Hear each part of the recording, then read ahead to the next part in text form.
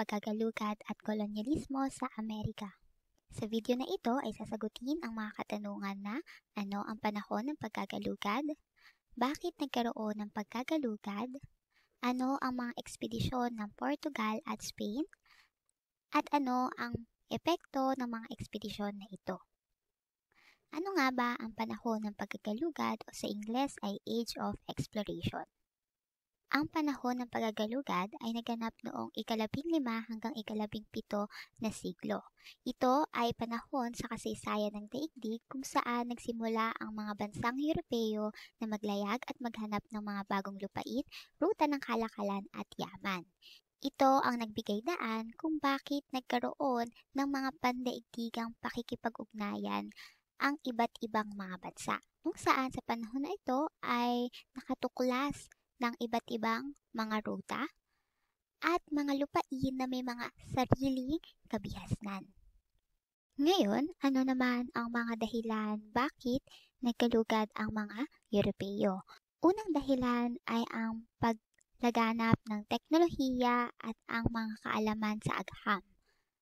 Nakatulong ang mga sasakyang pandagat at mga instrumentong pangnabigasyon para sa maayos na paglalayag, gaya na lamang ng caravel na mas malaki at mas matibay sa mga naunang barko ng Europa, ang astrolabe ng mga Muslim at ang compass ng mga Tsino. Ikalawang dahilan ay ang pagnanais na magkaroon ng sariling ruta. Ninais ng mga Europeo na magkaroon ng sariling ruta o direktang ruta papuntang Asya upang mabili ang mga pampalasa ng mas mura at tumakas ang kanilang ekonomiya. Dahil kung babalikan natin ang ating nakalipas na talakayan, ang mga Turko ang kumontrol ng ruta sa Constantinople at ang mga Italyano naman ang may ruta sa Mediterranean Sea. Kung kaya't ang mga Europeo ay nakabibili ng mga produkto mula sa Italyano at Turko sa mas mataas na presyo. Kung kaya't ang mga Europeo ay nagnais na magkaroon ng rutang pangkalakalan ng hindi dumadaan sa Italia at Constantinople na kontrolado ng mga Italyano at Turko. At ang panghuling dahilan ng pagkagalugad ay ang kanilang layunin o ang tinatawag na 3Gs, ang God, Gold at Glory. Sa ilalim ng layuning God, naniniwala ang mga Europeo na may misyon silang ipalaganap ang paniniwalang Katoliko at mapatatag ang Katolisismo sa buong daigdig. Ninais nilang ipalaganap ang kanilang pananampalataya. Sa ikalawang layunin ay ang gold. Naghangad sila na magkaroon ng mga resources katulad ng ginto, pilak, hilaw na materyales, lalo na ang pampalasa. Bakit ginto at pilak? Dahil sa ideya ng merkantilismo. Dahil noong panahon na ito, ang kayamanan ng isang bansa ay nakabatay sa dami ng ginto at pilak. Mas mayaman ang bansa kung mas maraming ginto at pilak. At bakit mga pampalasa? Dahil ang mga pampalasa ay ginamit para sa mga paggawa ng cosmetics, medisina, preserba ng pagkain at pabango. At ang ikatlong layunin ay ang glory. Dahil noong panahon na ito, ang mga bansang may pinakamaraming ruta at mga bagong lupain bilang kolonya ay kinilalang mas makapangyarihan at mas ikinagalang. Bitbit ang mga dahilan na ito. Sino ang mga nanguna sa pagkagalugad? Ang mga bansang nagnais na maggalugad sa daigdig ay ang bansang Portugal, Spain, Netherlands, England at France. Ngunit pinangunahan ito ng Portugal at ng Spain.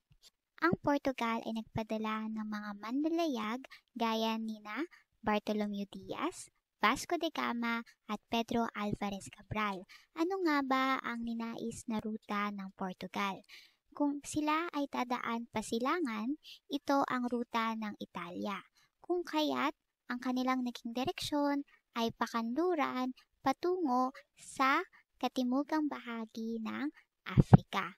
At ito ang naging ruta na sinimulan ni Bartolomeu Diaz.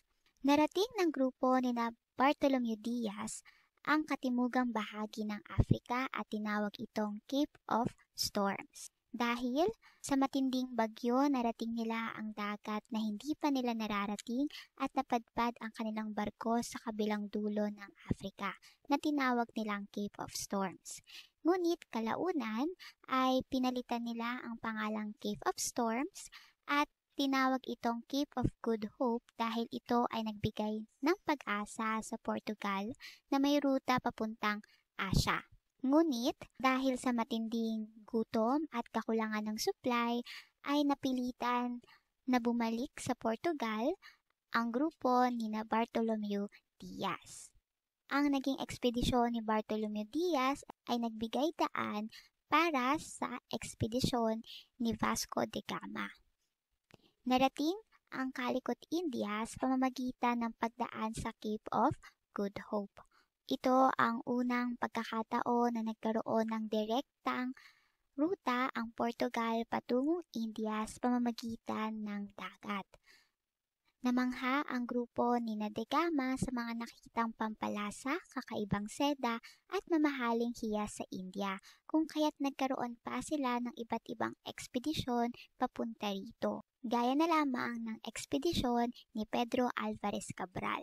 Habang naglalayag papuntang India gamit ang ruta ni da Gama ay hindi inaasahang dumaong sila sa isang isla na tinawag niyang Island of the True Cross, sa kasulukuyan ay Brazil.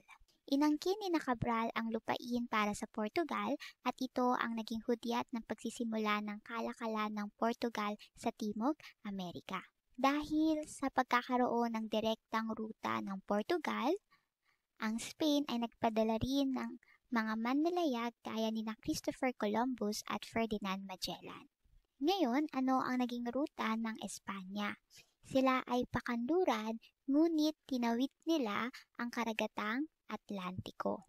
At ito ang ginawa ng grupo ni Christopher Columbus, kung kaya't sa 4 na beses niyang paglalayag mula Espanya ay narating nila ang mga isla ng Caribbean na inakala nilang Asia, na kinalaunan ay tinawag nilang Bagong Daigdig o New World. Naghanap ng rutang papuntang Asia, ngunit sa hindi inaasahan ay natuklasan ang isla sa Caribbean at napagtanto na hindi ito Asia, kung kaya tinawag ito na New World. Ang mga sumunod na ekspedisyon niya ay upang tuklasin pa ang isla sa rehiyon. At dahil sa naging ekspedisyon ni Christopher Columbus, ito ang naging simula ng kalakalan sa pagitan ng Amerika at ng Europa at tinawag itong Columbian Exchange. Samantalang ang naging ekspedisyon naman ni Ferdinand Magellan ay narating ang Asia, partikular ang Pilipinas, gamit ang rutang pakanluran at pagdaan sa karagatang Pasipiko.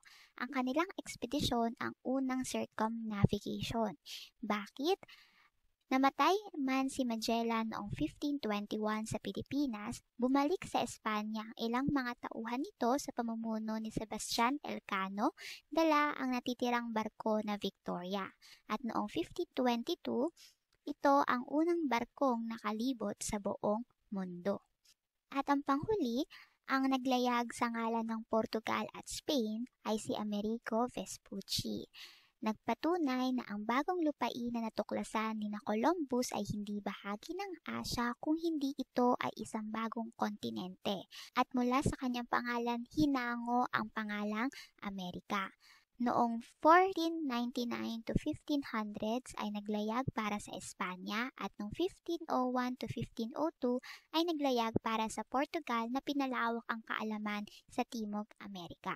Dahil sa pagkakatuklas ng Portugal at Espanya sa iba't ibang lupain sa Amerika at Asia, ano ang naging epekto ng mga eksplorasyon na ito? Ang unang epekto ay ang paglawak ng kalakalan ng mga produkto mula sa Asia at Amerika patungong Europa. Hindi na lamang mga pampalasa, maging mga likas na yaman ay ikinakalakal patungong Europa, kung kaya't tumaas at umunlad ang ekonomiya ng mga bansa sa Europa, partikular ang Portugal at Spain. Dahil dito, Umigting ang tunggalian sa pagitan ng Spain at Portugal dahil sa pag-aagawan ng teritoryo at yaman. At noong 1493, upang masolusyonan ang tunggalian sa pagitan ng dalawang bansang ito, ay namagitan si Pope Alexander VI na magtakda ng isang imahinasyong linya mula sa hilaga patungong timog ng Atlantic Ocean. At ito ay tinawag na demarcation line sa ilalim ng Treaty of Tordesillas. Ang mga lupain sa kanlurang bahagi ng demarcation line ay mapapa sa ilalim ng Spain at ang mga lupain sa silangang bahagi ng demarcation line ay mapapa sa kamay ng Portugal. Naging malinaw sa dalawang bansang ito ang sakop ng kanilang kapangyarihan. At sa pagtuklas pasilangan ng Portugal noong 1511, nagkaroon sila ng direktang ruta patungong Moluccas o ang Spice Islands nang salakayin at makontrol nila ang Malacca o bahagi ng Malaysia. At ang Malacca ay isa sa pinakamahalagang daungan sa Timog Silangan at dito dumaraan ang mga mangangalakal mula Moluccas. Samantalang, ang Espanya, sa pamamagitan ng ekspedisyon ni Magellan noong 1521, ay narating nila ang Pilipinas at Moluccas. Kung kaya't ang Espanya at Portugal ay parehong narating ang Moluccas. Para sa Portugal, ang Moluccas ay bahagi ng demarcation line dahil ito ay nasa silangan. Samantalang ang Spain, inaangkin ang Moluccas dahil ito ay bahagi ng kanilang sphere of influence dahil nadiskubre nila ito gamit ang pakanluran na ruta. Dahil ang dalawang bansang ito ay ninanais na makontrol ang Moluccas, umigting muli ang tensyon sa pagitan ng Spain at Portugal. Kung kaya't, nagkaroon muli ng bagong kasunduan at ito ay tinawag na Treaty of Zaragoza na kung saan nagkasundo sina Emperor Charles V of Spain at si King John III of Portugal na magkaroon ulit ng panibagong isang imahinasyong linya na maghihiwalay sa sakop ng Spain at Portugal sa silangang bahagi ng mundo. Dahil dito, mayroong linya ayon sa kasunduang Tordesillas at may panibagong linya para sa kasunduang Zaragoza. Ang mga imahinasyong linyang ito ay upang linawin ang hangganan ng kontrol ng Spain at Portugal. Kung kaya't, ang mga lupain na ito ay sakop ng Portugal at ang mga lupain na ito ay sakop ng Espanya. Bahagi ng kasunduang Zaragoza ay pumayag ang Spain na isuko ang kanilang pag-aangkin sa Moluccas kapalit ng 350,000 ducats of golds na binayaran ng Portugal. Sa kabilang banda, kinilala naman ng Portugal ang karapatan ng Spain sa Pilipinas. Dahil sa kasunduang ito, naiwasan ang digmaan sa pagitan ng dalawang bansa at napalawak nila ang kanilang kalakalan at kolonisasyon. Ang Portugal ay nagbigay focus sa Africa, India at Moluccas. Samantalang ang Spain ay nagbigay focus sa pananakop nila sa Pilipinas at sa Amerika. Tandaan natin, ang bahagi ng ating kasaysayan na ito ay tinuruan tayong mamulat sa mabuti at masamang bunga ng pagtuklas at pagnanais sa kapangyarihan at kayamanan para sa bansa. Kung kaya't gamitin natin ang ating kaalaman para sa mapayapa at makataong pakikipag-ugnayan sa kasalukuyan. Salamat sa pakikinig. Hanggang sa muli. Paalam!